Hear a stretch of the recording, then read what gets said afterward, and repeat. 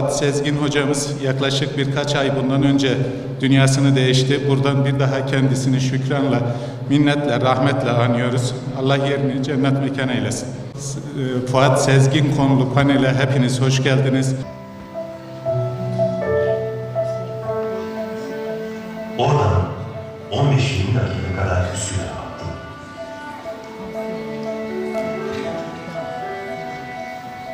Güzel bir geceydi. Artık vakit de eskiyordu. Döndüğümde gözlerimin yaşını silmek zorunda kaldım. İşte son hislerim buydu. İşte karşımızda Üsküdar ve Fuat Sezgin'in ayrılmadan önce yüzünün döndüğü son yerdeyiz. Üsküdar'a bakıyoruz. Karşısında olduğumu hissettim. O gün işittiklerimden hayret ve dehşet içinde eve gittim. Gözüme uyku girmiyordu. Bir taraftan genç hafızamda eve götürdüğüm 4 isim dışındakileri de öğrenmek ve yaptıklarını bilmek aşkı, diğer taraftan ilkokul döneminde süslü püslü hanım öğretmeninden duyduğum İslam alimlerinin dünyanın bir öküzün boynuzu üzerinde oturduğuna inandıkları ve dünya biliminde Müslümanların hiçbir katkılarının olmadığı mealindeki sözleri. Sabahın olmasını iple çektim ve bu derler gibi hocadan daha fazla istifade etmenin nasıl mümkün olabileceğini düşünmeye başladım. 30 gün içinde 3'ünden de olumlu cevap geldi. Ben Frankfurt'u tercih ettim.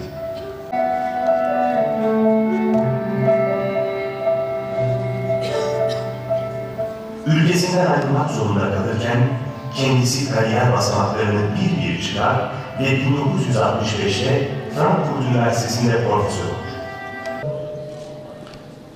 Üniversitemizin bugün organize ettiği, bu ilimizin yetiştirmiş olduğu bu kıymetli değerimiz, kıymetli hocamız, Fuat Sezgin hocamız için yapılan bu paneli çok çok anlamlı buluyoruz. Allah rahmet eylesin diyoruz. Memleketimiz gerçekten, ülkemiz bir ulu çınarını, bir ulu değerini kaybetti. Biz istedik ki onun doğduğu, büyüdüğü bu topraklarda yarın onun doğum günü diyebiliyoruz. Onun doğum günü anısına hem gençlerimiz, vatandaşlarımız, bizler bir bilgi sahibi olalım. Yakından tanıyalım bu kıymetli hocamızı. İnşallah onun bıraktığı yerden bu topraklar yeni Fuat Sezginler yetiştirsin, yeni ilim adamları ve bilim adamları yetiştirsin istiyoruz.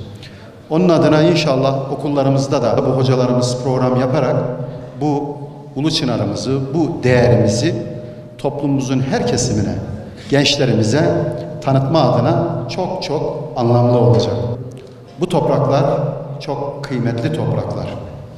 Bu Bitlis kadim tarihinde çok kıymetli bilim adamlarını yetiştirmiş, bu memlekete, bu millete, bu milletin hizmetine sunmuş çok önemli bölge burası.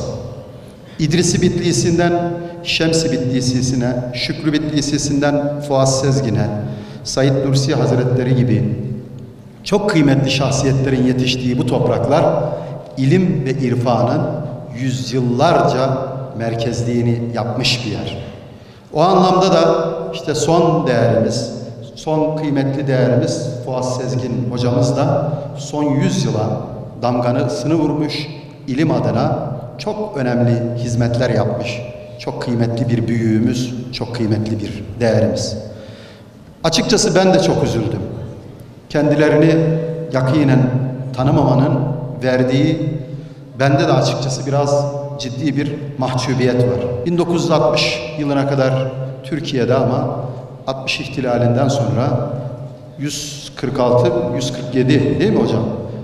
Öğretim görevlilerinin yurt dışına gönderilenlerden birisi Fuat Sezgin hocamız. 1940'lı yıllarda İstanbul'da, İstanbul Üniversitesi Edebiyat Fakültesi'nde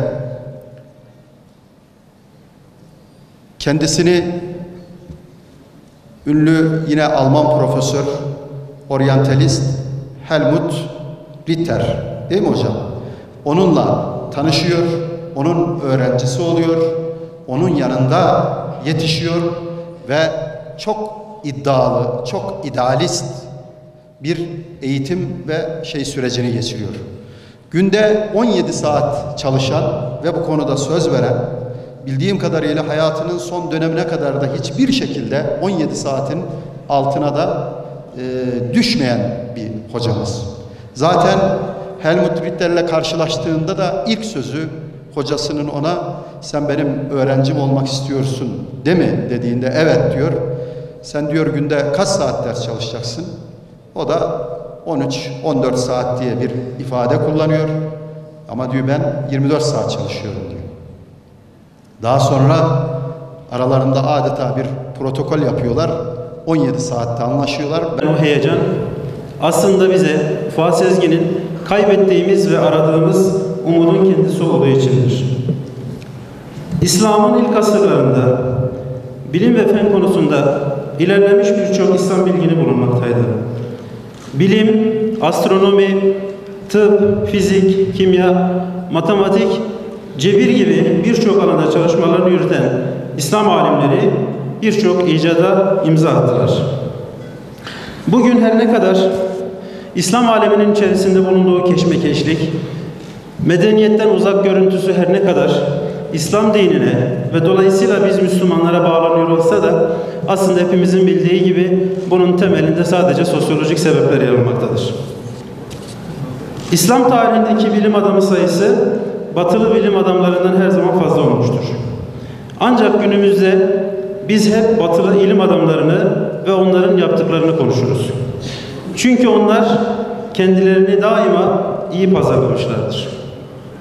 Dünya her daim onların yaptıklarıyla uğraşırken, onların yaptıkları icatları konuşurken, Fuat Sezgin hocamızın da çalışmalarıyla ispat ettiği gibi Müslüman bilim adamları tarafından atılmıştır, onların kurmuş olduğu medeniyet. Fuat Sezgin hocamızın deyimiyle Müslümanlar, birincisi kendilerinden önceki bilimleri geliştirdiler. İkincisi yeni bilimlerin temelini attılar. Üçüncüsü bugün Avrupa'da gelişmiş olan yeni bilimlerin kısmen temelini attılar.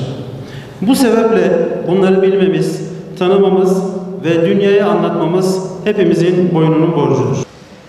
Evvela ben Bitlis'e yaklaşık bir ay önce Bitlis Ereğli Üniversitesi'ne atanmışım. Şu an yaşıyor olmam ve hem de Fuat Sezgin'le ilgili bu konuşmayı yapıyor olmam benim için Yüce Allah'ın bir